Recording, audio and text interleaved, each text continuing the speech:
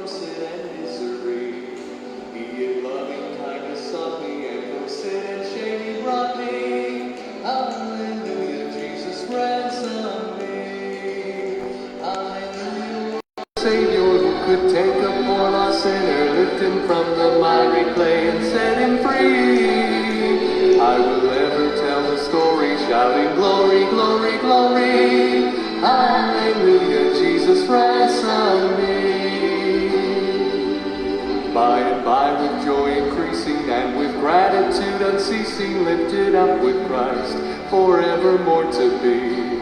I will join the host there singing in those anthems ever ringing, to the King of love who ransomed me. Hallelujah, what a Savior who could take a poor lost sinner, lift him from the miry clay and set him free. I will ever tell the story, shouting glory, glory, glory. Hallelujah, Jesus ransomed me. Hallelujah, what a Savior who could take a poor lost sinner, lift him from the miry clay and set him free. I will ever tell the story, shouting glory, glory, glory. Hallelujah, Jesus ransomed me. Evermore rejoicing to the King of glory. Hallelujah, Jesus ransomed me. He ransomed me.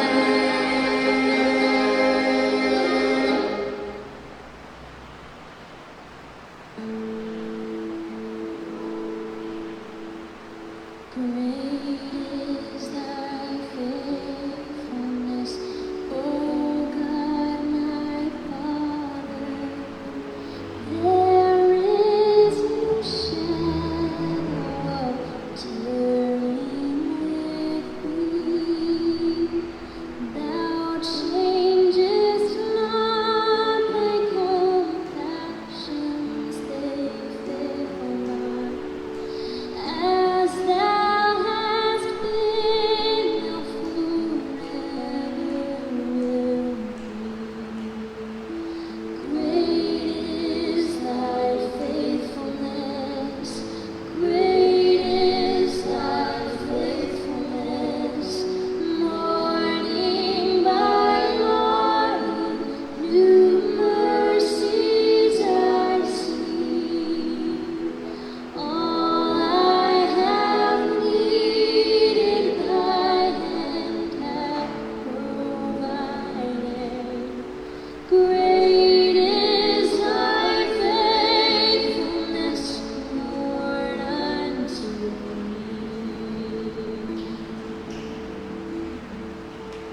Pardon for sin and a peace that endureth. Thine own dear presence to cheer and to guide. Strength for today and bright hope for tomorrow. Blessings all mine with 10,000 beside. Great is thy faithfulness, great is thy faithfulness. Morning by morning, new mercies I see. All I have needed, thy hand hath provided. Great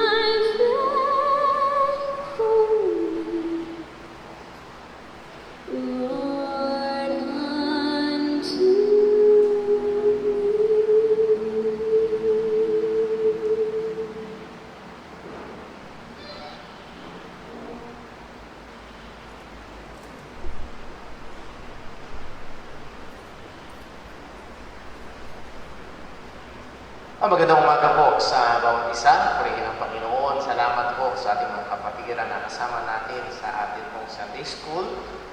Maging sa ating mga kapatiran na nakatunghay sa ating live streaming. At ngayon po idadako po tayo sa ating gawain ng pagsamba. Bago yun, ilang mga announcements po muna. Pagbati, belated happy birthday kay Kuya Jonas Merayo. Kuya Jonas, maraming salamat. Hindi man kami nakapunta o pwede naman next year, Lord willing. So, happy birthday. And kanina po, yung dalawang bisita po natin ay mga teachers ni Jonas. So, sa kanyang sariling paraan, iniimbitahan niya ay kanyang mga guro. So, salamat sa Panginoon at salamat na kasama po natin. Also, belated happy birthday kay Sister Marica Magallanes Adizas last kahapon din. So, magka-birthday sila dalawa ni Jonas. So, salamat sa Panginoon and let us be praying for a normal, safe delivery. November na ang due date. 1st, 2nd, 3rd, 4th week ng November. 3rd week ng November. So, pag-pray mo natin, Sister Marica. So, I would like to encourage our ladies, lalo na ang mga nanay na, alam niyo ho, ang kaba, ang unang anak. So, if you can encourage her, maybe provide some tips na maaaring makatulong mo sa kanya, ay magawa mo na. Pero pinakamahalaga ay panalangin. Also, salamat po sa ating mga kapatirang tumugon sa ating panawagan upang tumuwang tayo sa ating kapatid na Sister Jean. Ang ginagawa ko natin abot noong pera ay weekly, bibigay natin o kada linggo para hindi po isang bagsak. Weekly para when we have enough para po sa isang buwan na oral chemo po ni Sister Jean. Praise God, nagagalak po ako bilang pastor ng iglesia ito na makita kung paano mga kapatiran sa kabila ng alam natin, we are all affected by the pandemic, pero nandoon ang kanilang puso upang tumuwang at yung iba alam po sakripisyo pa para po tumulong sa ating kapatid na ito. So patuloy tayo pag-pray and also let's pray for Brother Dave na yung Botox B, gamot na kailangan niya manggagaling pang Amerika ay ma-import na agad para po makatulong mo sa kanyang kalagayan. Paalala po sa ating mga gawain tuwing Wednesday, 6 p.m. meron tayong live stream, Time in the Word, Friday, 6 p.m. also. And pagkatapos ng Time in the Word ng Friday, ay meron tayong prayer room via FB room o Facebook room at nawa magkasama-sama po tayo muli sa mga gawain. Pray po natin patuloy ang ating gobyerno, utuso ng Diyos, paliwanag sa kanyang salita na tayo ay manalangin para sa mga mamumuno, manalangin natin yung kasalukuyan na kalagayan ng pandemya at sa lalong madaling panahon nawa at magkaroon tayo ng kalayaan talaga na makapag-tipon-tipon at alam po natin kung gaano ito kahalaga sa atin pong pananampalataya. Nawa ay patuloy tayong ingatan, gabayan, tulungan at gamitin ng Panginoon sa paano. So ilan po yun sa ating mga announcements and reminders. Kung meron kayong mga kapatiran na gusto pang tumulong kay Sister Jean, dito one time. Matagal-tagal pa ang pakikipaglaban niya sa cancer. Hindi lang po oral chemo, kailangan niya may mga vitamins pa siya na kailangan. May pain reliever pa siya na tinitake. And all this hindi po libre. So kung tayo mo ay pinipilaya ng Panginoon or pinikilos ng Diyos even to sacrifice ay magiging magandang bagay buyaan at kapurihan sa Diyos. Okay, so tayo po ay dadako sa ating tawag sa pagsamba, isang sandali ng katahimikan, upang tayo ay lumapit sa Panginoon at hingin ang kanyang tuwang o tulong upang ihanda tayo sa pagsamba sa Kanya. Manalangin po tayo.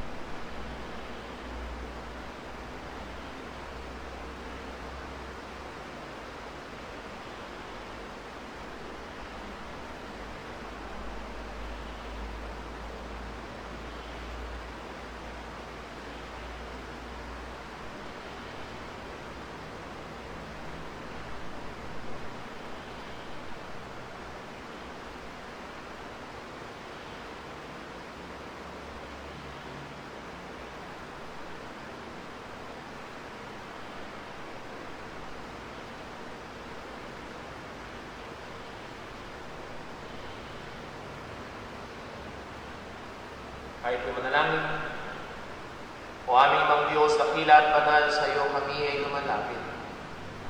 Una sa lahat, O Diyos, aming inihiling ang iyong pagsaliksik. Anumang masama, anumang kasalanan, O Panginoon, anumang kapabayaan namin sa aming mga buhay, tawarin mo kami, linisin mo kami. Sa biyaya mo, O Diyos, ay dalhin mo kami sa isang tuloy na pagsisisi, nanahan doon ang pakikipaglaban o pagpatay sa mga katatahan pang kasalanan sa amin. At di lamang nawa pagpatay sa kasalanan, kundi Panginoon, sa biyaya mo ay tulungan mo kami na magsumikap sa kabanalan, ganapin ang iyong mga kautusan. Lord, sa daling ito ng aming pagsambahan, kung unawa ang babay sa amin, ang daming humahatak ng aming atensyon, lalo na ho sa aming mga kapatiran na sa mga tahan. Tulungan mo po sila, O Diyos, na tunay na i-focus ang aming puso't isipan sa iyo. At dito man sa bahay-sambahan o sa kanilang mga tahanan man, ang aming pag-awit ay maging tunay na papuri sa iyo. Ang aming pagkakaloob, ang aming pananalangin, o maging ang aming pakikinig ng iyong salita, lahat ng ito, O Diyos, ay mauwi sa kapurihan ng iyong pangalan. Nawa, O Diyos, amin din pong hiling. Gamitin mo ang iyong salita upang pangusap, magbago, magturo, magsaway. At doon din, Panginoon, lalo ng higit, gamitin mo po sa ikaliligtas pa ng mga kaluluwa. Panginoon, sa iyo kami umaasa. At walang ibang makakagawa nito kundi ikaw lamang. Sa iyo kami humihingi, Panginoon, ng iyong ng habag, ng biyaya, kailangan natin, O Diyos. Muli ikaw lamang kung maitaas sa aming kalagitnaan. Kami din kong hinihiling ang iyong paggabay, pag-iingat, pati sa aming pong presidente. Una sa lahat, O Diyos, nawa mahabag ka sa kanyang kaluluwa. Ikaw ang nagbukas ng puso ng mga tao, maging mga taong tila baga imposible ng maligtas. Panginoon, nilalapit namin sa iyo. Mahabag ka po sa presidente natin, iligtas mo po siya. Kung din, Panginoon, ang mga namumuno sa iba't ibang mga ahensya ng gobyerno. Sawayin mo, Panginoon, ang mga gumagawa ng katiwalian. Paalala mo na mayroong Diyos na nakakakita ng lahat ng bagay at hahatol sa lahat ng kasalanan. Muli, Panginoon, ikaw po ang aming tinataas. Sa namin hihiling lahat ng ito. Sa pangalan ng aming Panginoong Jesucristo. Amen. Tayo po tumayo at tayo po umawit sa Panginoon.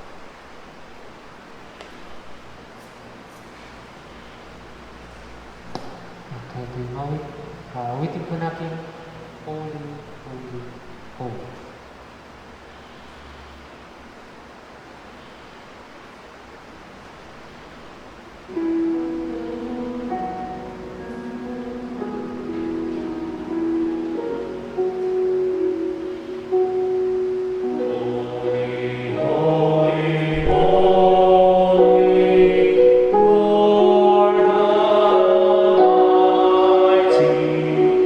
Early in the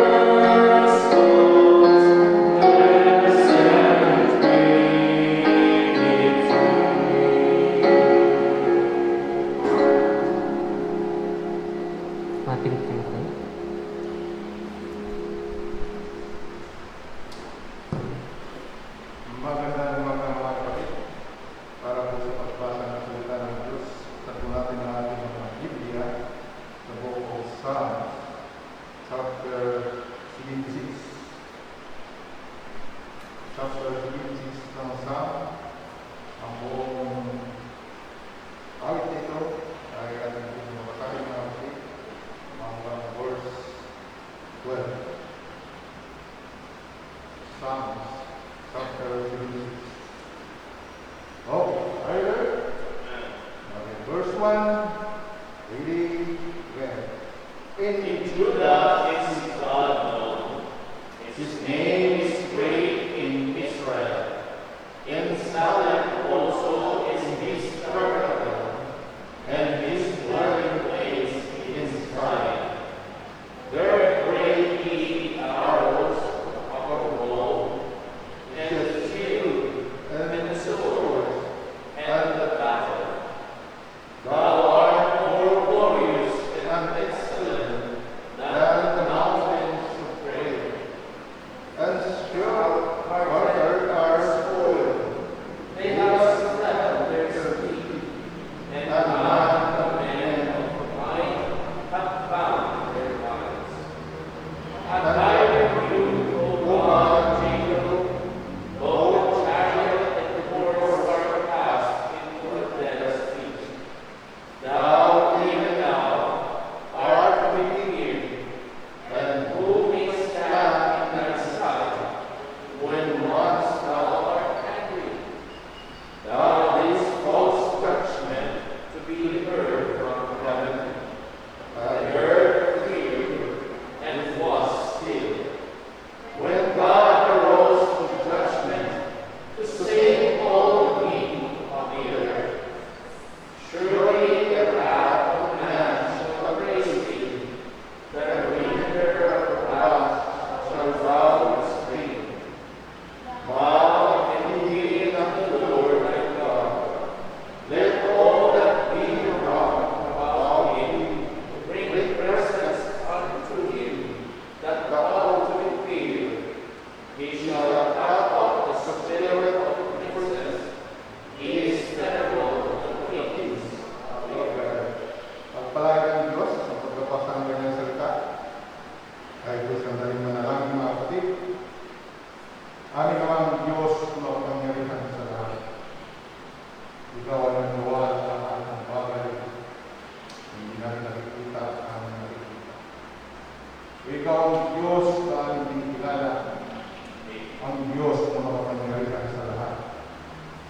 O Panginoon, narito po ang iyong mga anak, Panginoon, sa umaga ng ito.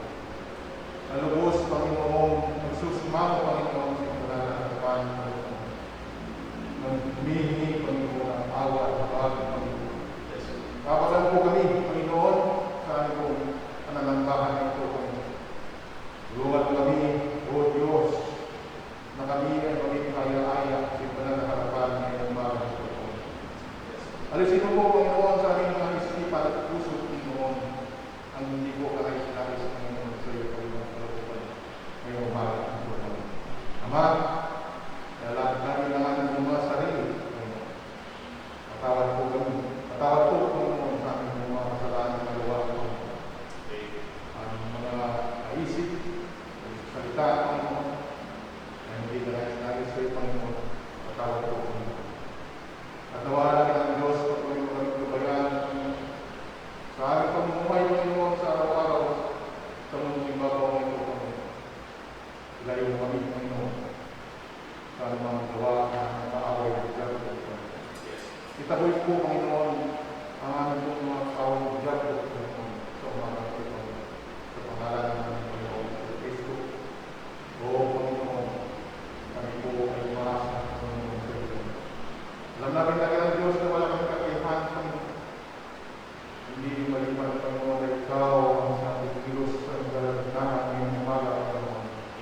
Ikaw, Panginoon, ay muna, Panginoon, sa aming buong pag-aaral ng itong salita ngayong umaga. Bigyan mo kami, Panginoon, ng puso ng pagbaba, Panginoon. Bigyan mo kami, Panginoon, ng karunungan upang ubos namin maunawaan ng Diyos ang iyong mensahe ng umaga ng Panginoon. Aming pastor, Panginoon, Brother Paul, bigyan mo ng karunungan, Panginoon, upang lubos niyang malinaw, Panginoon, na makaliwanag, Panginoon, ang iyong mensahe ngayong umaga ng Panginoon para sa atin. O Panginoon, pagkagan kami ng kaalaman, pagkagan kami ng pananampalataya, Panginoon, upang lubos kami, Panginoon, makaunawa, Panginoon, ngayon ang salita. Pagpalain mo po, Panginoon, ang bawat iyong mga anak, lalo na po, Panginoon, na ito, at ganoon po, nasa kayo bahay ng mga pagkiran, Panginoon. Pagpalain po sa mga spiritual na bagay, lalo na po, Panginoon, sa aming mga pag-aaralan ngayon, Panginoon. Yung kami, Panginoon, sa ating Espiritu, Panginoon, na lubos kami pangalawa ng Diyos, kaya kalooban.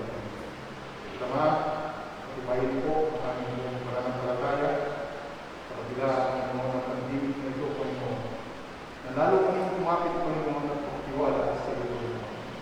Ikaw lamang lang ang Diyos na makapag-iingat sa amin. Ikaw lamang, Panginoon, na makapagbibigay ng sa amin, Panginoon.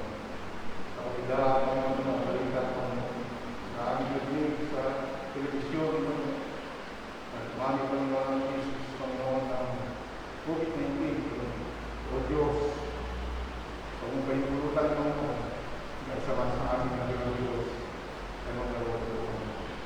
Hindi, Panginoon, ang iyong proteksyon, Panginoon, ang siya aming nasa, Panginoon, ang siya aming tinatananan ng Diyos, ikaw, Panginoon, na magbigay proteksyon sa amin, Panginoon. Sa aming mga pamilya, O Diyos, sa aming mga mahal sa buhay, Panginoon. Tulungan kami, tulungan po, Panginoon, ang buong Iglesia nito, Panginoon. Manawalan ka kami, Diyos. Masupungan po, Panginoon, na kami ay lumalapit sa iyo, Panginoon. Ama, sa iyo po namin nagkakatiwala ang oras sa iyo, Panginoon. Tulungan kami, at nawa ang lahat ng papuri, pagsamba, Panginoon, ay mauwi sa iyo na bilang pangalan. Sa pangalan ni Kristo Jesus, sa pangalan sa mga dalangin. Amen.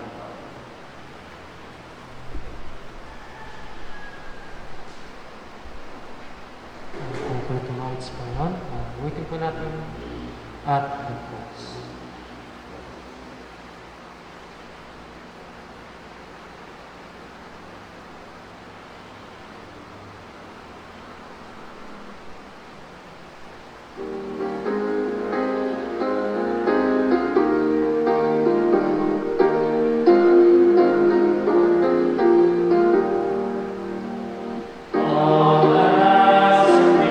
My Savior, we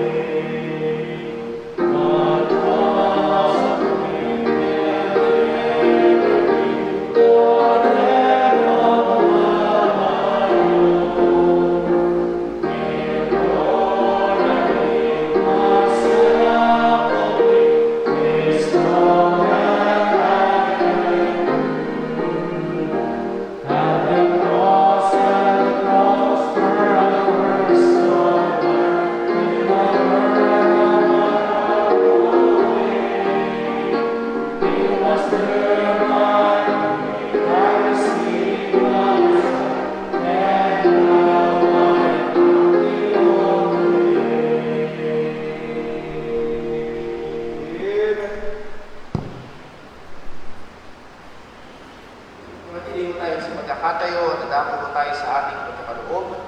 At ating buksan ang ating mga Biblia sa 2 Corinthians chapter 9, verses 6, 8. 2 Corinthians chapter 9, verses 6, 8. At kung nakita, ay sabay-sabay po nating basahin o recite. At nawa, ay ito'y atin pong tignan o basahin na merong pagkunawa. Verse 6, ready, read. But this I say, he who soweth sparingly shall reap also sparingly, and he which soweth bountifully shall reap also bountifully. Every man according as he purposeth in his heart, so let him give, not grudgingly or of necessity, for God loveth a cheerful giver. And God is able to make all grace abound toward you, that ye, always having all sufficiency in all things, may abound to every good work. Manalangin tayo.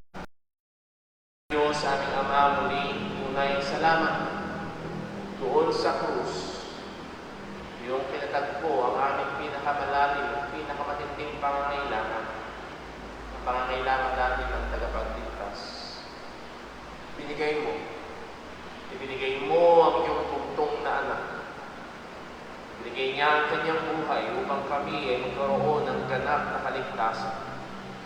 At ngayon, Panginoon, sa aming pagbibigayan o sa aming pagkakaloob, alalahanin nawa namin, at paalala mo sa amin ang iyong patong-patong na kabutihan, ang iyong katapatan. Panginoon, nawa sa sandaling ito ng aming pagbigay ay maluwalhati namin ang iyong pangalan, maging sa pamamagitan din naman ng mga bagay na iyong pinagkatiwala sa amin. Panginoon, salamat, hindi ka nagkukulang. Salamat, ang biyaya mo ay laging sapat. Salamat, O Diyos, sa patuloy mong pagkakaloob ng aming mga pangangailangan. Lord, tulungan mo kami. Alala mo sa amin na ang una mong binibigyang pansin ay ang aming puso at nagagalak ka sa nagbibigay ng may kasiyahan. Nawa ito'y masuntungan mo sa bawat isa sa amin. Masuntungan mo kami nagtatapat maging sa mga bagay na iyong pinagkatiwala sa amin. Salamat po, O Diyos, sa pagkakataong ito. Nawa maluwalhati ka na. Ingatan mo kami, maging ang aming pakikinig ng iyong salita. Lahat ng tinalangin namin sa pangalan ng aming Panginoong Jesucristo. Amen.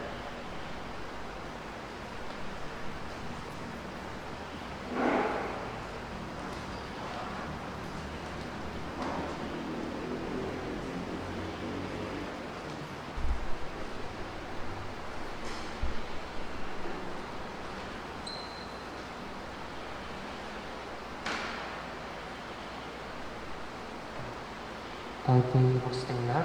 Tayo po itong hawit. Hawitin po natin When I Serve You, I Am His Cause.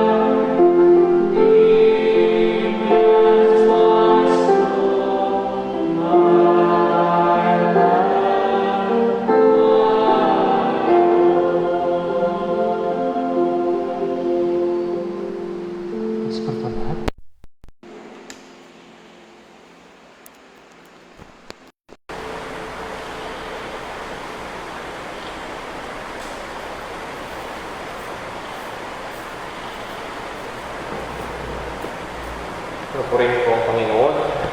Napakagandang awitin po yun. When I survey the wondrous cross. Another way of saying it is, when I look at the cross. At marami hong mga bagay sa buhay natin bilang mananampalataya ay malalagay sa tamang perspektibo kapag tingnan natin ang krus ng ating Panginoong Hesukristo. Well, tayo ho ay nasa sumuusad na pag-aaral sa book of 1 Peter tuwing Sunday morning. Nevertheless, ngayong umaga ay magkakaroon ho muna tayo ng pansamantala na paghinto sa pag-aaral ho na ito. At nais ko hong magbigay naman tayo ng focus. Dahil alam, pag nasa normal tayong sitwasyon, twice or 3 times a year, ay nagkakaroon tayo ng mga tinatawag ho natin na mga evangelistic services. Alam ho natin dahil sa kalagayan ng pandemya ay hindi ho natin nagagawa ho ngayon yun. At we try our best sa biyaya ng Diyos, and in every preaching, in every teaching of the Word of God, there is that challenge to believe the gospel, to look at the Lord Jesus Christ, at sumampalataya sa Kanya at magkaroon ng kaligtasan. Nevertheless, I decided na maganda na tayo ho ay tumingin muli sa krus ni Kristo at tumingin muli sa ating Panginoon Jesus na namatay upang tayo ay magkaroon ng buhay na walang hanggan. Or particularly ngayong umaga, nais ko ho na tayo ay ma-refresh sa katotohanan at lumapit kay Kristo na siyang tinapay ng buhay. So nais ko ho kayong anyayahan na buksan ang inyong mga Biblia, not sa 1 Peter but to the book of John. John chapter 6. John chapter 6, nagbabasahin ho natin verses 24 hanggang 35. John chapter 6, verses 24 up to 35. Kung nakita nyo na ho, ay pakitayo at sundan niyo ho ang ating pagbasa ng salita ng Diyos. Let's all stand up para sa pagbasa ng salita ng Panginoon. John chapter 6 verses 24 to 25. Kung niyo nakita, babasahin ko ho at pakisundan niyo po. When the people therefore saw that Jesus was not there, neither his disciples, they also took shipping and came to Capernaum seeking for Jesus. And when they had found him on the other side of the sea, they said unto him, Rabbi, or teacher, when comest thou hither? Jesus answered them and said, Verily, verily, I say unto you, ye seek me, not because ye saw the miracles, but because ye did eat of the loaves and were filled. Labor not for the meat that perisheth, but for that meat which endureth unto everlasting life, which the Son of Man shall give unto you, for him hath God the Father sealed. Then said they unto him, What shall we do, that we might work the works of God? Jesus answered and said unto them, This is the work of God, that ye believe on him whom he hath sent. They said therefore unto him, What signs showest thou then, that we may see and believe thee? And what dost thou work? Our father did eat manna in the desert, as it is written, He gave them bread from heaven to eat. Then Jesus said unto them, Verily, verily, I say unto you, Moses gave you not that bread from heaven, but my Father giveth you the true bread from heaven. For the bread of God is he which cometh down from heaven, and giveth life unto the world. Then said they unto him, Lord, evermore give us this bread. And Jesus said unto them, I am the bread of life. He that cometh to me shall never hunger, And he that believeth on me shall never thirst. Pagpalain po ng Diyos ang pagkabasa ng kanyang mga salita. Manalangin po tayo. Panginoon naming Diyos, aming Ama sa langit muli, salamat po sa iyong dakilang kabutihan. Salamat po sa iyong mahabang pasensya. Salamat po sa iyong biyaya, pagmamahal na sa amin ay umabot at nagligtas. Salamat po at ibinigay mo ang tinapay ng buhay upang kami na mga makasalanan ay magkaroon ng buhay, ng buhay na walang hanggan. Tama amin pong hiling. Sa aming mga mananampalataya, patuloy nawa na maging sariwa, maging matamis ang katotohanan na ibinigay mo si Jesus para sa aming kaligtasan. Lord, kami po ay nakikiusap. Kung meron man pong naririto ngayon o nakatunghay sa live stream na hindi pa mananampalataya, o Panginoon, maging sa mga bata o kabataan na nakikinig ngayon, o Panginoon, tulutan mo na sila'y makalapit sa tinapay ng buhay at makakain. Sila'y sumampalataya kay Kristo at maligtas. Mahabag ka po, O Diyos. Habagan mo rin po ako bilang mangangaral. Ang aming pong mga kapatiran at ang mga nakikinig. At lahat ng ito ay mauwi sa kapurihan ng iyong dakilang pangalan. Ito pong aming dalangin sa pangalan ng aming Panginoong Heso Kristo. Amen. Maaari na po magsiupo ang lahat. Ito ho ang ating pinakamensahe. Jesus Christ, who is the bread of life, and Jesus Christ is the bread of life, and all who desires to have eternal life and true satisfaction of their souls must come to Him. Si Jesus ang tunay na tinapay ng buhay at lahat ng nagnanasa na magkaroon ng buhay na walang hanggan at tunay na kapunuan ng kanilang kaluluwa ay kinakailangang lumapit sa Kanya. Well, bigyan ho natin ng pansin sa mandali ang konteksto ng mga talata na ating binasa. In the larger context ng buong book of John, ang sabi ni John sa John chapter 20, kaya niya sinulat ang mga bagay na ito ay upang sumampalataya ang mga bumabasa na si Jesus nga ang Kristo.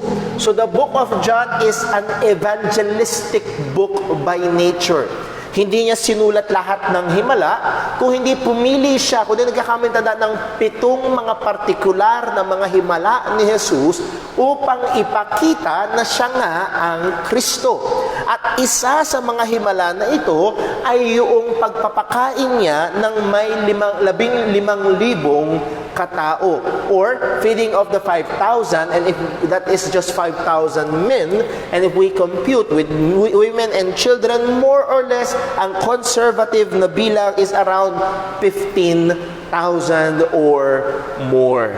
Kaya ho kapag sa pagbabasa natin ay nakita nyo maraming sumusunod kay Jesus, hindi ito marami na 30, hindi ito marami na 100, hindi ito marami na 500, ito ay libo-libong mga katao na sumusunod sa ating Panginoong Hesukristo.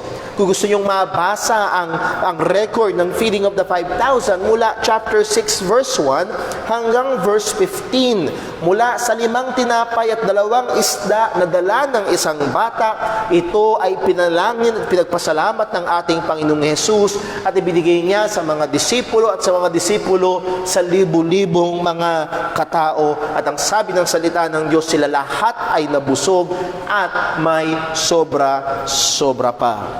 Pagdating sa verse number 15, nang sabi, when Jesus therefore perceived that they would come and take him by force to make him a king, he departed again into a mountain himself alone. So na-perceive ni Jesus, ang mga tao ngayon ay magiging bayolente at siya, hindi para patayin siya, kundi para gawin siyang hari. Now, ang problema ay ito.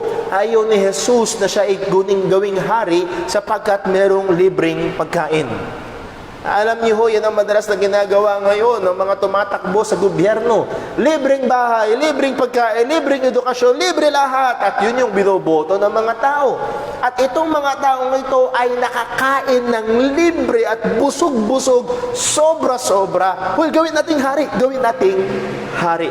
At kanilang tinitingnan si Jesus na siya ang gagapi sa Roman Empire na sumasakop sa Israel nung panahon na yon. Now, itong tagpuhong ito ay makikita rin ho natin sa Book of Matthew, particular ang paglalakad ni Jesus sa tubig. Makikita natin yun sa verses 16 to verse number 21. Pero wala tayong oras para basahin ng lahat ng ito, pero paliwanag ko sa inyo. Ang sabi ng verse 15, nung na-perceive ni Jesus na siya kukunin para gawing hari, ang sabi, He departed again into a mountain himself alone. Mag-isa si Jesus, pumunta sa bundok. Pero bago siya pumunta sa bundok, inutusan niya muna yung kanyang mga disipulo na sumakay kayo sa bangka at tumawid kayo sa kabila patungo sa Capernaum. So you get the picture. Ang mga disipulo na unang lumayag. Napuntag ba sila, ang mga tao nandun, at then ang mga disipulo ay lumayag at si Jesus ay nasa bundok isa. Yun ang punto. At if you remember sa Matthew, ang mga disipulo ay natakot sapagkat nakita na si Jesus na lumalakad sa tubig.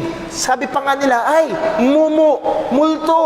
At sabi ni Jesus, huwag kayong matakot, ako ito. At siya ay sumakay sa bangka. At nakarating sila sa kabilang daong. Ano ang nangyari? Sa verses 22 to 24, at doon tayo nagsimulang magbasa, ang mga tao ay hinahanap si Jesus. Hindi yung mga disipulo. Wala silang pakialam sa disipulo. Ang nagpakain sa kanila ay si Jesus. Nasaan si Jesus? Wala na siya doon sa bundok. Saan natin siya hahanapin? Ay, tika muna. Yung mga disipulo niya, tumawid sa kabila. So, nung sabi, sila ay nagsitawiran din. Kung kayo yung mga tao, alam nyo si Jesus na sa bundok, alam nyo na si Jesus, ang mga disipulo ay nauna, at kaya hindi nila makita si Jesus, pinuntahan nila yung mga disipulo. Kaya ho, pagdating sa verse 24, when the people therefore saw that Jesus was not there, neither his disciples, they also took shipping and come to Capernaum seeking for Jesus. Verse 25, and when they had found him on the other side of the sea, they said unto him, Rabbi, when comest thou thither? Ngayon natin makikita yung pagtataka nila. Teka muna, ano ka sa bundok eh? Tapos nawala ka doon. Nauna yung mga disipulo mo. Kailan ko dumating dito? Paano ka nakarating dito? Yung pagkamangha ng mga tao. Pero hindi in-address. And I would just love to hear na kung pwede sanang makita yung pagkamangha ng mga tao kung sinabi niya, naglakad ako sa tubig. Pero hindi niya sinabi yun. At ang sabi ng salita ng Panginoon, hindi in-address ni Jesus ang question ng mga taong ito kung hindi dumiretso siya sa problema. Just like kayo nung umaga sa pagbabasa natin sa John chapter 3, binati ni Nicodemus si Jesus at hindi nagpaligoy-ligoy si Jesus. Sinabi niya agad, "Ye must be born again." At narito dinirekta ni Jesus ang problema ng mga tao. At 4 na punto ho ang ating titignan ngayong umaga. At ang number 1, they are coming to Christ looking for food. May mga tao or looking for bread na lumalapit kay Kristo, ang hanap ay tinapay. Remember, ang sabi ng salita ng Diyos, ang tao ay hindi nabubuhay sa tinapay lamang, kundi sa bawat salita na lumalabas sa bibig ng Diyos. That means to say, hindi lamang pisikal ang kailangan ng mga tao. At narito, ang mga taong ito, they were seeking Jesus. Napakaganda sana nung huling 3 salita sa verse number 24. What? Seeking Jesus. Hinahanap nila si Jesus. Pero in-expose ni Jesus ang kadahilanan kung bakit nila hinahanap si Jesus. Sa verse 26, ang sabi niya, Verily, verily, I say unto you, ye seek me not because ye saw the miracles, but because ye did eat of the loaves and were filled. Actually, ang totoo, hindi ako ang hanap nyo. Ang hanap nyo ay pagkain. Kung sino ang magpapakain sa inyo, sino ang magpupuno ng pangangailangan nyo o nararamdamang pangangailangan nyo, yun ang hahanapin nyo. Now, unless naisipin ho natin na patay gutom ang mga taong ito, na kung saan may libreng pagkain, doon sila. Kung maaalala ho natin, sila ay nasa ilalim ng Roman Empire, at being under Roman Empire, they are under heavy taxation. Hirap na hirap ang mga tao. Hindi madali ang buhay noon. Ang resources ay madalang or kakaunti, at marami sa mga tao, literally, isang kahig, isang tuka.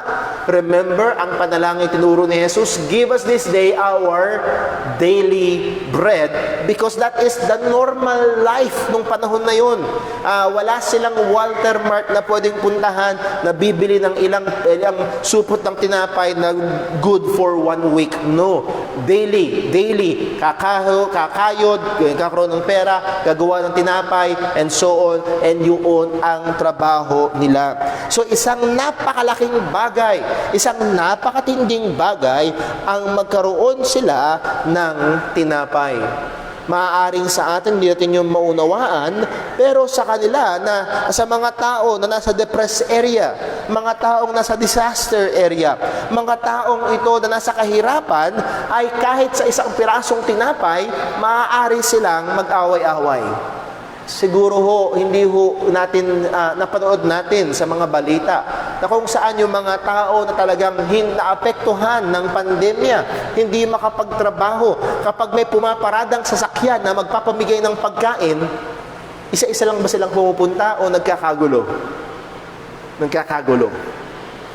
Ang mga taong ito ay nagkagulo sa pagkain na ibinigay ng ating Panginoong Hesukristo, at ito ang hanap nila. Hinahanap nila si Jesus, pero ang totoo, ang gusto nila ay ang libreng pagkain. Christ exposed this truth. They were coming to Him for a wrong reason. Again, sa verse 26, tingnan po natin. Jesus answered them and said, Verily, verily, I say unto you, ye seek me, not because ye saw the miracles, but because ye did eat of the loaves and were filled. Anong ibig sabihin ng ating Panginoong Hesukristo dito? Ang ibig sabihin ni Jesus dito ay ito, na-miss nila ang punto. Ang natandaan lang nila na busog sila.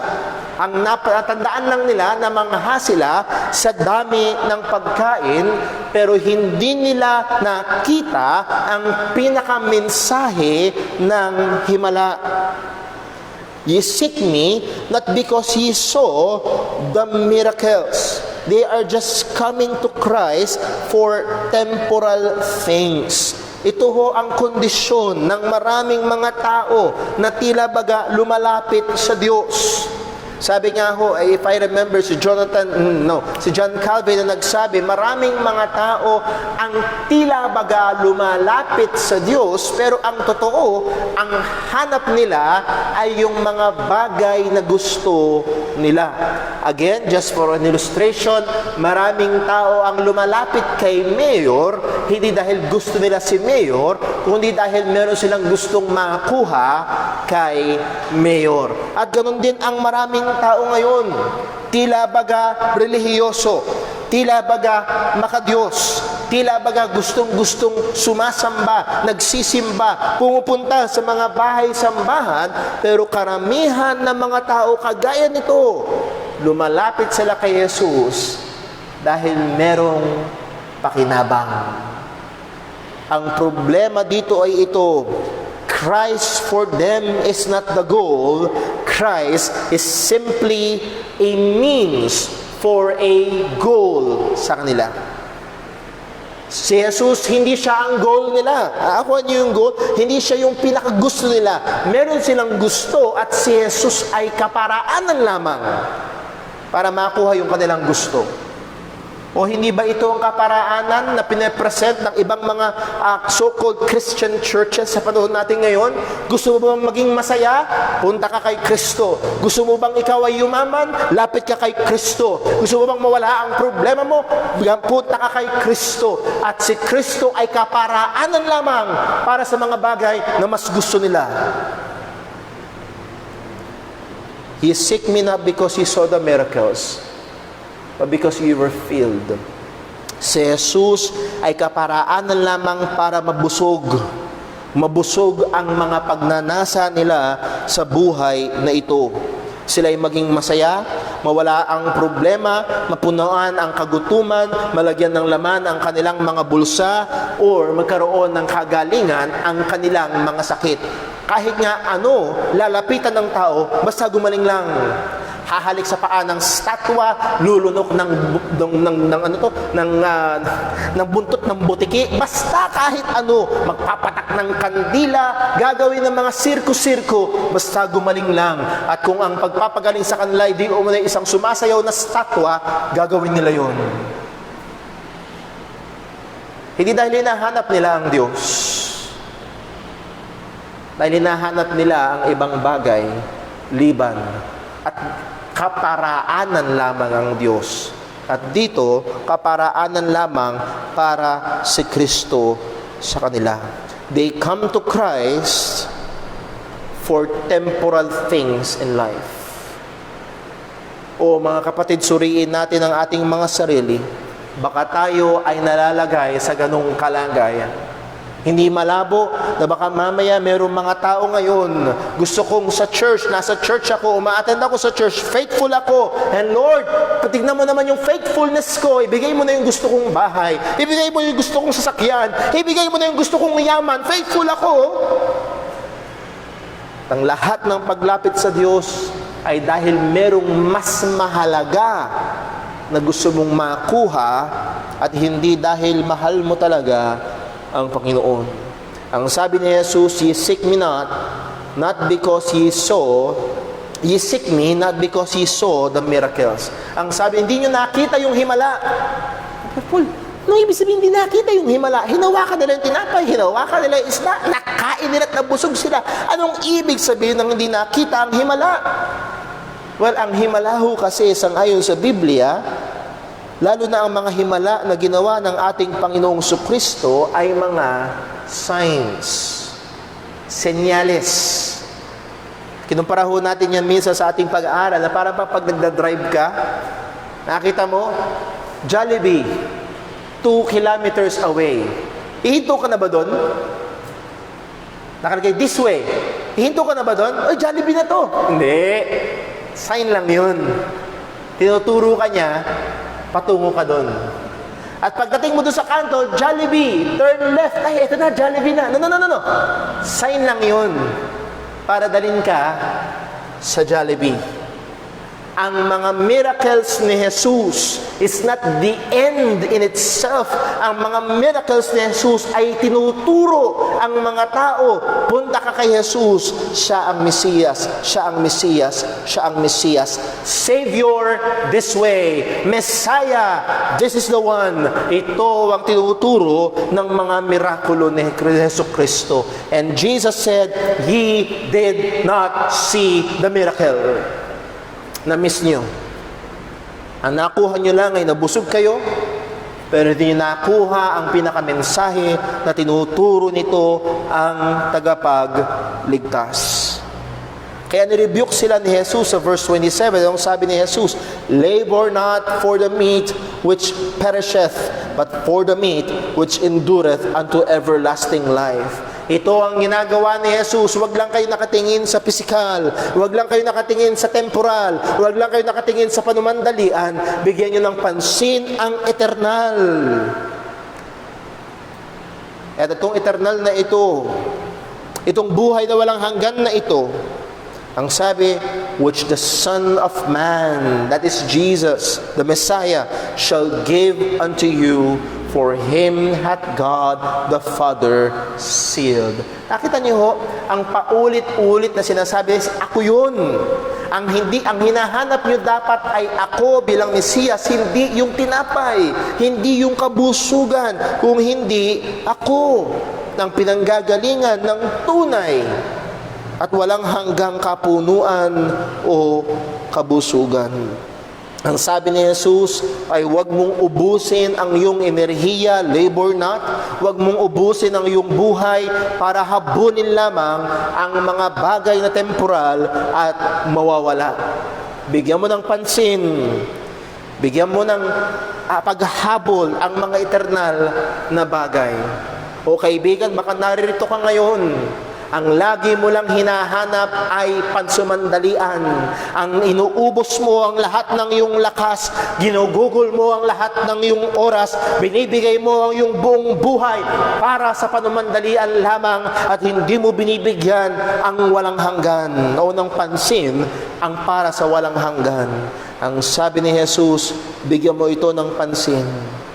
At ang sabi ni Jesus, ang magbibigay nito sa iyo ay walang iba kung hindi siya mismo. So they were coming to Christ looking for bread. May mga tao na lumalapit kay Kristo, ang hinahanap lamang ay tinapay. Ang hinahanap lamang ay ang mga temporal, panumandaliang bagay. Well, pangalawa, sa pagpapatuloy ng dialogo sa pagitan ni Jesus at ng mga taong ito, they are coming to Christ looking at themselves. Nung una, nakatingin sila sa tinapay, yun ang habol nila. Ngayon naman, sila ititingin sa kanilang mga sarili. Anong sabi? Verse 27, labor not for the meat which perisheth, but for that meat which endureth unto everlasting life, which the Son of Man shall give unto you, for him hath God the Father sealed. Verse 28, then said they unto him, what shall we do, that we might work the works of God? Ngayon, ang pag-uusap ho na ito ay mula sa pisikal at binibigyan at dinadala ng Panginoong Jesus sa usapang espiritual at unti-unti nakukuha ito ng mga tao. They are slowly getting the point that Jesus is trying to make. Yet again, they miss the point. Ang pinapakilala ni Jesus, siya ang Mesiyas. Nung dumating sila, ang hanap nila, tinapay. Pinapakilala ni Jesus, siya ang Mesiyas. They miss the point again. Imbis na tumingin sila kay Jesus, tumingin sila sa kanilang mga sarili. Ang sabi niya sa verse 27, ang sabi ni Jesus, the Son of Man shall give unto you. Ang anak ng tao, and that is one of the favorite title ni Jesus na ginagamit niya sa kanyang sarili, the Son of Man. It is pertaining to our Lord Jesus Christ. At ang sabi niya, ito ang buhay na walang hanggan ay ibibigay sa inyo ng Panginoong Hesukristo. Eternal life comes from our Lord Jesus Christ. Now, the question means that what we must do to be acceptable. Yung tinanong nila, what we must do, what shall we do that we might work the works of God? Ano ang kailangan namin gawin para magawa namin yung mga gawa ng Panginoon? At ang ibig sabihin ng tanong na ito, what we must do to be acceptable to God? Anong kailangan namin gawin para maging katanggap-tanggap kami sa Panginoon? Anong kailangan namin gawin para maging approved kami sa Panginoon? Anong kailangan namin gawin para pagpalain kami ng Diyos? Or sa madaling salita, anong kailangan namin gawin para ma-earn namin? Maging karapat-dapat kami sa tinapay na ito ng buhay. Anong sabi ni Jesus? Wag niyong ubusin ang inyong buong buhay sa mga temporal na bagay lamang. Bigyan niyo ng pansin ang tinapay nagbibigay ng buhay na walang hanggan. Ang sabi ni Jesus, ito ay ibibigay ko sa inyo. Ang sabi ng mga tao, anong gagawin namin para makuha namin? And again, ang punto ho ay ito, nakatingin sila sa kanilang sarili. na para bang nakatingin ka sa baker, panadero. Imbis na humingi ka ng tinapay sa panadero, ang sabi mo sa panadero, paano ako gagawa ng tinapay ko? Imbis na umasa ka sa tagapagligtas, ang tanong nila ay, paano ko ililigtas ang aking sarili? At yan ho ang kalagayan ng maraming mga tao sa ating panahon. Ang maraming nagpapakilalang Kristiyano, tinatawag si Jesus na tagapagligtas, pero hindi sila nakatingin kay Jesus para sa kanilang kaligtasan, nakatingin sila sa kanilang sarili para sa kanilang kaligtasan. Kamakailan lamang ho ay meron akong nakausap. Nagpapakilala siyang Kristiyano. At nung siya'y tinanong ko pa ng ilang mga katanungan tungkol sa pananampalataya, lumabas na siya'y naniniwala na ang kaligtasan ay nawawala. Sabi ko sa kanya, kaibigan, kung nawawala ang kaligtasan, ang paniniwala na nawawala ang kaligtasan ay dahil nakatingin ka, hindi kay Jesus, kung hindi sa iyong sarili. Sabi ko, tanungin kita, bakit mawawala ang kaligtasan? Baka magkasala ako. So, saan ka nakatingin? Saan ka nakadepende? Sa iyong sarili. O mga kapatid, kaya hindi nawawala ang kaligtasan kasi ang kaligtasan natin ay nakadepende kay Kristo. At yung gawa ni Kristo ay kumpleto, perpekto, at hindi papalya. Ang mga taong ito ay nakatingin sa sarili nila. Isa ito sa mga fundamental flaw ng makasalanang tao. Ang taong mayabang, gusto niyang siya ang gumawa. Oo, gusto niya siya ang maka-accomplish para meron siyang ipagmalaki. Tama? Pag ikaw ang gumawa, minsan ako nagluluto sa bahay, minsan Sister Jonah ang nagluluto sa bahay, at minsan kapag nagluluto ka, nakaluto ka ng masarap, papatikman, tikman mo to. Oh, yung sarap pa. Ako nagluto niyan. Ako nagluto eh. At ganun din ang mangyayari pagdating sa kaligtasan. Kung ang kaligtasan ay nakadepende sa ating mga sarili, ay ito'y ating labis sa ipagmamayabang. Which is, ito ay hindi pwede sa harapan ng Panginoon. Ang sabi ng salita ng Diyos sa Ephesians 2 verse 8, "For by grace are ye saved through faith, and that not of your works, and that not of yourselves. It is the gift of God, not of works, lest any man should boast." Walang pwedeng magmalaki kung ang kaligtasan ay nakadepende sa gawa ko, sa pagpapakabait ko, sa pag-church ko, sa pananalangin ko. Meron akong pwedeng ipagmalaki. Pero dahil ang kaligtasan ay biyaya lamang ng Panginoon, dinudurog nito ang kayabangan ng tao.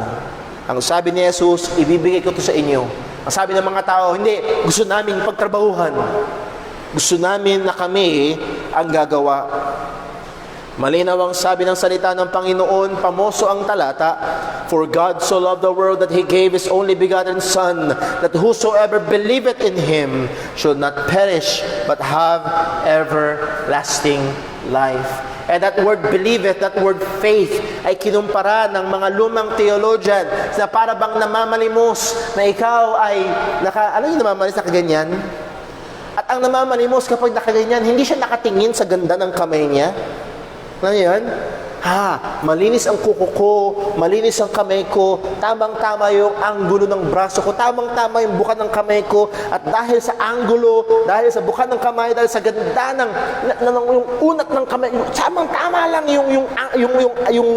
yung bend ng braso ko, at dahil sa ganun, mapapansin ako at bibigyan ako ng limos.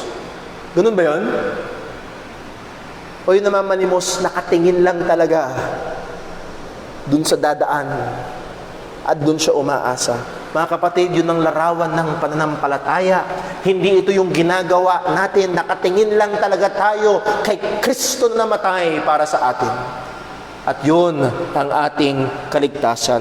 Believe on the Lord Jesus Christ. Ang sabi ng mga apostol, Acts 16:31, and they said, "Believe on the Lord Jesus Christ, and thou shalt be saved." Ang tanong ng mga taong ito, what shall we do?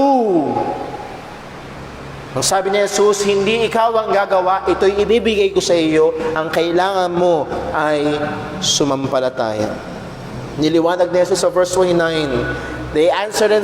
Jesus answered and said unto them, this is the work of God. Gusto nyo maging katanggap-tanggap sa Diyos? Gusto nyo ng buhay na walang hanggan na binibigay ng Panginoon? This is the work of God, that ye believe on Him whom He hath sent. Manampalataya ka sa Kanya na isinugo. Again, that word sent is pertaining to the Messiah. Manampalataya ka sa tagapagligtas na ibinigay ng Diyos. Again, let me sound this invitation or examination ng ating mga sarili. Saan ka nakatingin? Sa atin mga nanonood sa live stream, saan ka nakatingin pagdating sa kaligtasan? Saan ka umaasa? Sa iyong sariling gawa o kay Kristo? Ito lamang ang kaparaanan para magkaroon ka ng buhay na walang hanggan. So number 1, they came to Christ looking for bread. Number 2, they came to Christ looking at themselves. Again, these are people coming to Christ. Pero nami-miss nila ang punto. Number 3, they came to Christ looking for more. Mahanap sila ng mas marami pa. Hindi sila kontento.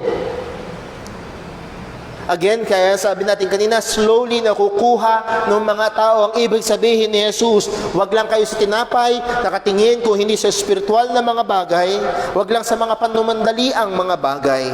At nakukuha nila ang mensahe ni Jesus, tinuturo ni Jesus ang mga tao sa kanyang sarili, sa kanyang sarili, sa kanyang sarili. Kaya sa verse 30 ang sabi, they said therefore unto him, what sign showest thou then, we may see and believe thee? What does thou work? Nakuha nila. Ang gusto ni Jesus ay manampalataya kami sa Kanya. Pero ang sabi nila, anong senyales ang ipapakita mo? Bigyan mo kami ng ebidensya. Bigyan mo kami ng patotoo. Pero mga kapatid, unless nakakalimutan natin, wala pang 24 oras mula nung kumain sila. 5 tinapay at 2 isda, wala pang 24 oras na nakakalipas nung sila'y kumain at nabusog. At nagbigay pa sila ng paghahalintulad. Saan nila hinalintulad ito? Hinalintulad nila sa karanasan nila dun sa ilang. With Moses. Ang sabi sa verse 31, our fathers did eat manna in the desert, as it is written, He gave them bread from heaven to eat. They compared Jesus to Moses. Ang aming mga forefathers, ang aming mga nununo, 40 taon. Nagpaikot-ikot sa ilang at 40 taon kumakain sila ng tinapay. Sabi nga, angel bread, angel food, manna, mula sa langit. At sa madaling salita, kayo bang higitan yun? Kung gusto mo kaming maniwala sa iyo na ikaw ang Mesiya, na ikaw ang tagapagligtas, higitan mo yun. Sige pa. We want more. We want more. They're essentially telling Jesus na kung gusto mong maniwala kami sa iyo, gawin mo, at least gawin mo ang ginawa ni Moses, or bigyan mo kami ng higit pang tinapay. Give us more signs. O mga kapatid, sa John chapter 2, ang sabi ng salita ng Diyos, Jesus turned water into wine. Sa chapter 4, yung isang bata na malapit na sa kamatayan ay pinagaling ni Jesus. Sa John chapter 5, yung isang invalido ay pinalakad ni Jesus. In this very chapter, chapter 6, nagpakain siya ng 5,000 kalalakihan at yun ay libo-libong mga tao. Hindi pa ba sapat ang mga senyales na ito? Mga kapatid, pinapakita lamang ho dito na hindi kulang ang senyales, hindi malabo ang mensahe. Naunawaan nila ang sinasabi ni Jesus, manampalataya kayo sa akin, ako ang sinugo ng Diyos, ako ang Mesiyas. Naunawaan nila. Hindi kulang ang senyales, paulit-ulit ang himala ni Jesus. Nakikita nila. Pero makikita din natin dito na ang tunay na problema ay wala kay Kristo. Hindi malabo ang preaching, hindi malabo ang signs, malinaw na malinaw, pero nasa ng problema? Mga kapatid, gaano man kalinaw ang preaching, kung ang nakikinig ay bingi, ano ang silbi? Gaano man kaganda ang sign, may magbiblink-blink na ilaw pa, at napakaganda ng design ng sign na yan, kung bulag ang nakatingin, anong magiging silbi? Busan lang natin sa 2 Corinthians chapter 4. 2 Corinthians chapter 4. At ito ang ibig ko sabihin, kaya ako sinabi yun. 2 Corinthians chapter 4 verse 4. At sabi ni Pablo ito, verse 3, but if our gospel be hid, it is hid to them that are lost. Tinatago ba nila Pablo ang ebanghelyo? No, ipinapangaral nga sa lahat ang ebanghelyo, pero sabi ni Pablo, merong mga tao tago sa kanila ang ebanghelyo. Verse 4, sino itong mga lost na ito? In whom the God, small g, that is Satan, the God of this world, had blinded the minds of them which believe not, lest the light of the glorious gospel of Christ, who is the image of God, should shine unto them. Ang problema ay espiritual. Binulag sila ng Diyos sa sanlibutan ito. At ang tanging solusyon ay walang iba kung hindi ang soberanong pagkilos ng Panginoon. Diyan pa rin po sa 2 Corinthians chapter 4, verse number 6, verse number 5, for we preach not ourselves, but Christ Jesus the Lord, and ourselves your servants for Jesus' sake. Verse 6, for God, who commanded the light to shine out of darkness, hath shined, past tense, in our hearts, to give the light of the knowledge of the glory of God in the face of Jesus Christ. What made the difference between dito sa mga bulag sa spiritual na ito na binulag ng Diyos sa sanlibutan? What made the difference? Ito ang nagbigay ng pagkakaiba. God commanded the light to shine. Sinabi ng Diyos, nagkaroon ng liwanag at nagkaroon nga.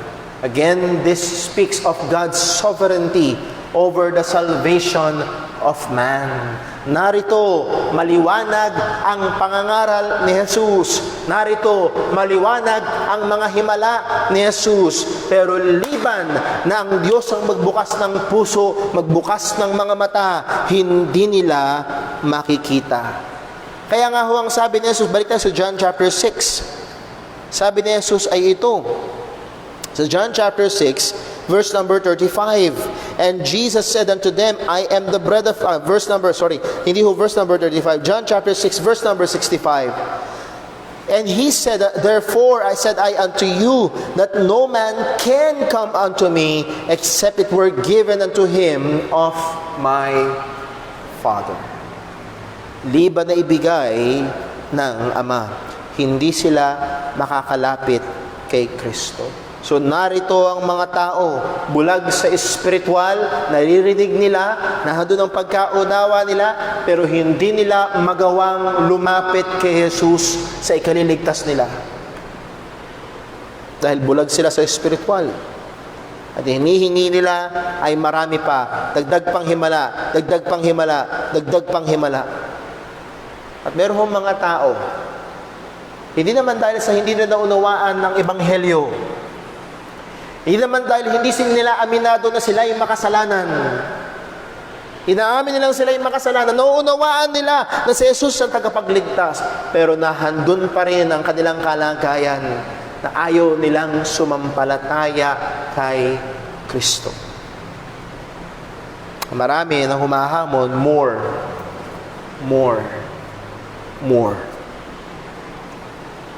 Well, Mayroong mga lumalapit kay Jesus, hinahanap ang tinapay. Mayroong mga lumalapit kay Jesus, ang hinahanap o nakatingin sa kanilang sarili. Mayroong mga lumalapit kay Jesus na humihingi pa ng mas marami. And lastly, dito tayo matatapos. Ang dapat ay lumapit ka kay Jesus para maligtas. Sa verse number 34, ang sabi, "Then said they unto him, Lord, evermore give us this bread." Sa verse number 35 muna, "For the bread of God is He which came down from heaven and giveth life unto the world." Ang sabi nila, bigyan mo pa kami ng tinapay, pero sabi ni Jesus, ang tinapay talaga ng buhay, ang tinapay ng Diyos na nagbibigay ng buhay ay yung bumaba sa lupa. Kaya sino ang tinutukoy niya rito? The bread of life, for the bread of God is He which cometh down from heaven. Ang tinapay ng Diyos ay siya na bumaba mula sa langit. Kaya walang katuturan. Kalokohan ang ginagawang doktrina ng iba na si Jesus daw ay tao lamang na nagsimula lamang sa sinapupunan ni Maria. Si Jesus mismo ang nagsabi, ang tinapay na ito ay siya na bumaba mula sa langit. So according kay Jesus, saan siya galing? Galing siya sa langit. At sa mga nagtuturo sa Jesus ay tao lamang, saan siya galing? Galing lang naman siya sa sinapupunan ni Maria.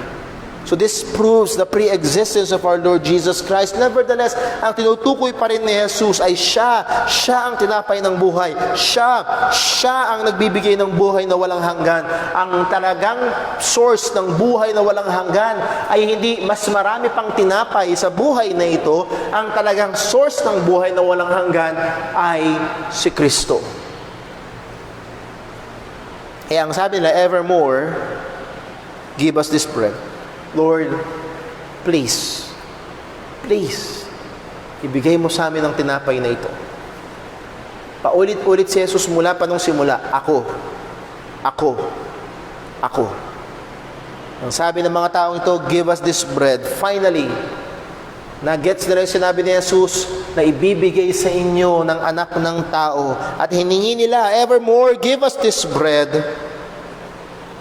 Ang sabi ni Jesus sa kanila, verse number 35, "And Jesus said unto them, I am the bread of life. He that cometh to me shall never hunger, and he that believeth on me shall never thirst." He is the bread of life. He has eternal life. He is the source of eternal life. Ang buhay na walang hanggan ay manggagaling kay Kristo. Ang tinapay ng buhay ay walang iba kung hindi si Kristo. Ang kaligtasan, hiwalay kay Kristo, ay hindi obra. Ang buhay na walang hanggan na hiwalay kay Kristo ay walang gaganapan. Ito ay na kay Kristo. Buksan natin sa Romans chapter 6. If I remember correctly, Romans chapter 6. Verse 23, ang sabi, "For the wages of sin is death, but what?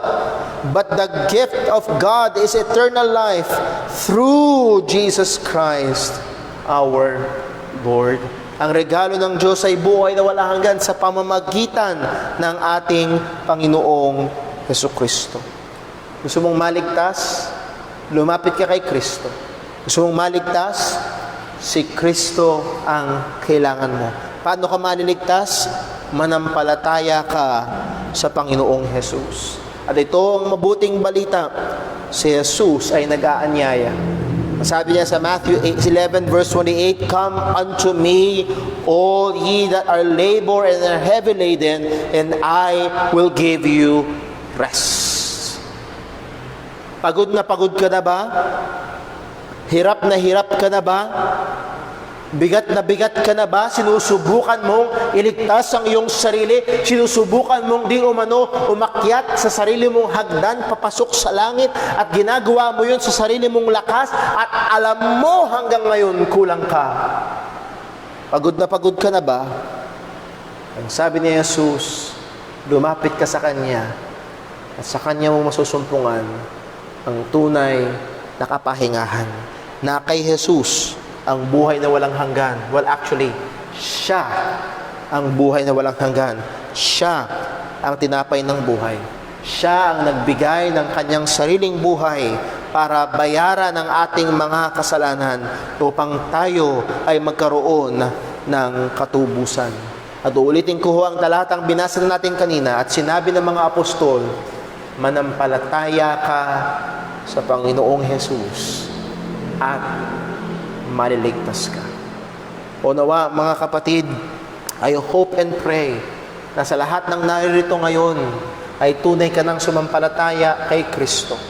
Nawa, sa lahat na nakatutok sa ating live stream, I hope and pray na tunay na kayong sumampalataya sa ginawang pagliligtas ni Jesus. O baka mamaya nahuhulog tayo doon sa kalagayan na oo, lumalapit ka kay Jesus. Oo, nagsisimba ka. Oo, nananalangin ka. Pero ang lahat ng paglapit mo na yon, ang lagi mo lang hinahanap ay puro mga panmandalian, makamundo, at pansamantalang bagay lamang. Puro pisikal. Oo, sabi ni Jesus, I can give you better. Hindi lamang pisikal na tinapay, kundi yung spiritual, ang tinapay ng Diyos na nagbibigay ng buhay na walang hanggan. Ano ang kanyang binigay? Ibinigay niya ang kanyang sarili. Siya ang tagapagligtas. Come to Christ, not just for bread. Come to Christ, not looking at yourself. Come to Christ, not looking for more. Come to Christ for salvation. Nasa Kanya lang ang kaligtasan. Let's pray. Panginoon naming Diyos, aming Ama sa langit, o Panginoon, salamat po. Maliwanag sa iyong salita. Ayaw namin sa Diyos. Bulag kami. Pero Panginoon, Ikaw ang nagdalang habag. Ikaw ang nagbigay ng liwanag upang makita namin si Kristo. Ikaw ang nagbukas ng aming mga puso. Ikaw ang naglapit sa amin sa Kanya. Ikaw ang nagbigay sa amin ng pananampalataya. O Panginoon, Ikaw ang nagligtas sa amin. Salamat po, O Diyos. At Panginoon, amin pong hiling, kung meron man po, isa man, naririto, isa man na nakatunghay sa aming live stream na hindi pa lumalapit sa tinapay ng buhay. Lagi lang siya nakatingin sa sarili. Lagi lang inaatupag ang mga makamundong mga bagay. O Panginoon, buksan mo ang kanyang mga mata. Makita niya na hindi lamang sa tinapay na bubuhay ang tao. Makita niya na kailangan niya ng tagapagligtas. Na makita niya si Jesus na siya lamang ang iyong sinugo, na siya ang bumaba mula sa langit, na siya ang tinapay ng buhay, na sino mang kakain sa Kanya, sino mang sasampalataya sa Kanya, ay hindi na magugutom at hindi na mauuhaw magpakailanman, ay merong buhay na walang hanggan at tunay na kaligtasan. O Panginoon, mahabag ka po. Maging sa mga kabataan, Panginoon, mahabag ka po. Maging sa mga bata, magligtas ka. Salamat, O Diyos, sa tinapay ng buhay na iyong binigay sa amin. Pinupuri ka namin, nasasalamatan ka namin sa mga ito. Nawa ang aming buhay, O Diyos, ay maging mabuting patotoo, behikulo ng ebanghelyo ng aming Panginoong Hesukristo. Sa gitna man ng pandemyang ito, gamitin mo kami, Panginoon, na maihatid ang tinapay ng buhay sa iba na labis na nagugutom. Salamat po. Dalangin namin itong lahat sa pangalan ni Jesus. Amen. Tayo po'y tumayo. Tayo po'y umawit.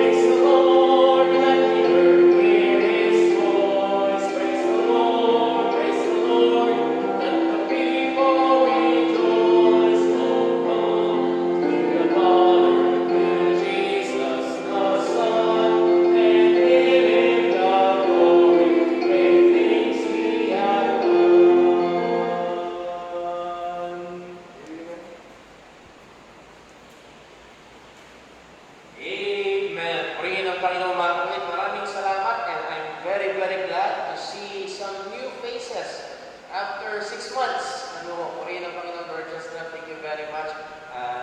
Sister Monica, again, belated happy birthday. Let's be praying for his wife. Judy, third